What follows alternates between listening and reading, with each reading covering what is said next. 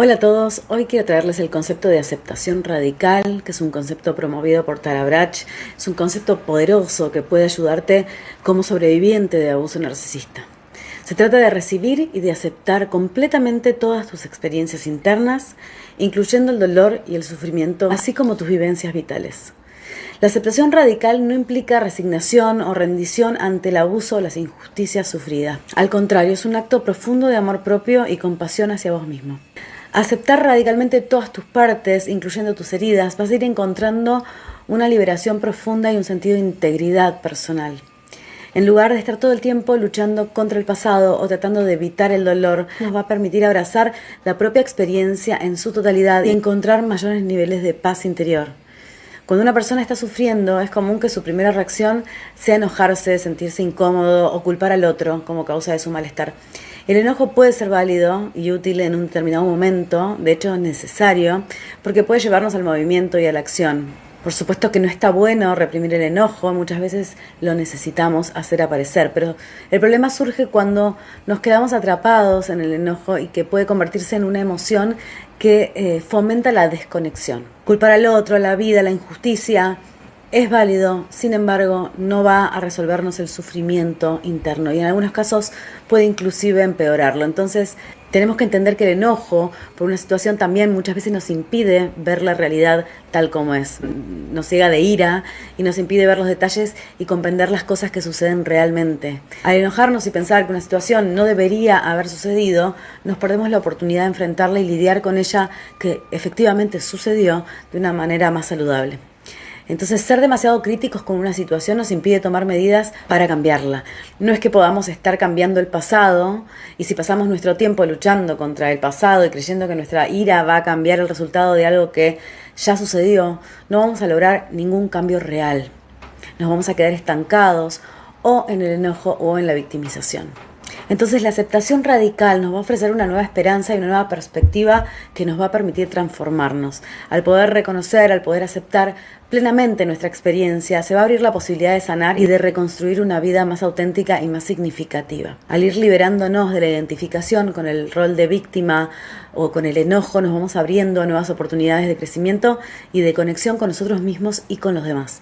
Entonces la aceptación radical no va a implicar decir que todo lo que sucedió estuvo bien, sino que nos va a ayudar a reconocer la realidad para que podamos manejar nuestros recursos emocionales y psicológicos hacia la recuperación.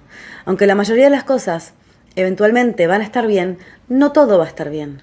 Y a veces vamos a luchar y vamos a perder. Y a veces, a pesar de aferrarnos a algo, nos vamos a dar cuenta que no hay otra opción más que soltarlo. Hay una frase de la autora Cheryl Strayed que dice: la aceptación es una habitación pequeña y silenciosa. Es decir, no es fácil la aceptación. Entonces, ¿de qué se trata finalmente la aceptación radical? Del reconocimiento de la realidad, el reconocimiento de la imposibilidad de cambio donde no lo hay y el permiso para movernos hacia adelante y aceptar el dolor y aceptarnos completamente a nosotros mismos, lo que va a cambiar nuestra propia mirada sobre nosotros. También nos va a permitir ver lo que la relación realmente es y dejar de culparnos a nosotros mismos injustamente. ¿Y qué no es la aceptación radical? No es estar de acuerdo, no es rendirnos, no es someternos, no es blanco y negro, ni es automática de un momento al otro, porque en el camino de la aceptación radical se da un circuito que va de la aceptación al duelo y que se repite. Vamos entendiendo que la realidad duele y duele entender que esa misma realidad no va a cambiar. Y así en loop hasta que el dolor se va digiriendo y nos vamos quedando con la realidad pura. Cuando nos enfrentamos a un perfil narcisista que difícilmente va a cambiar, donde no hay remordimiento ni voluntad de cambio, es cuando el duelo y la aceptación radical se vuelven todavía más importantes. Y en este contexto el proceso de duelo se convierte en un ejemplo concreto de la aceptación radical.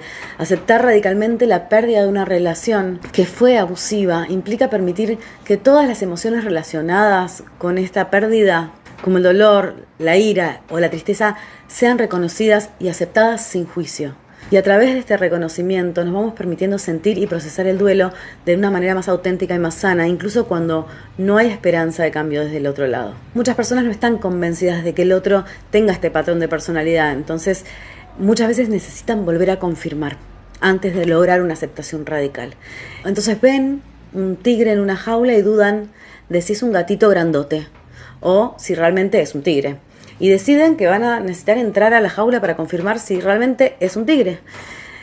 Y si es necesario para uno, volvamos a entrar, pero hagámoslo en búsqueda de esa confirmación o desconfirmación, sabiendo que lo que estás buscando está potencialmente ahí, y si está ahí te puede comer el brazo. Entonces, si observamos sin absorber, podemos encontrarnos con la información que necesitamos. Si nuestra duda nos demuestra estar errados y finalmente era un gatito, podemos construir algo desde el cambio. Pero si era un tigre, efectivamente, podemos comenzar a aceptar radicalmente esta realidad sin haber perdido el brazo. Me gusta este ejemplo porque lo da la doctora Ramani. En resumen, la autocompasión, de la que hablamos anteriormente, y la aceptación radical son componentes fundamentales en el proceso de recuperación de los sobrevivientes de abuso narcisista, porque no permite quedarse estancados en el enojo ni en la victimización, que son dos posturas que nos limitan si se rigidizan y no nos dan movilidad, y en la movilidad va a estar la recuperación. Desde esta mirada de aceptación vamos a poder tomar todas nuestras experiencias internas, incluyendo el dolor, y encontrar un espacio de calma y seguridad sin intentar mutar la realidad, porque la realidad es la que es. Entonces, juntas, la autocompasión y la aceptación radical fomentan la conexión interna, la integración, la resiliencia y la posibilidad de vivir una vida más auténtica y plena después de todo este periodo abusivo y traumático que atravesaste. Ojalá te sume.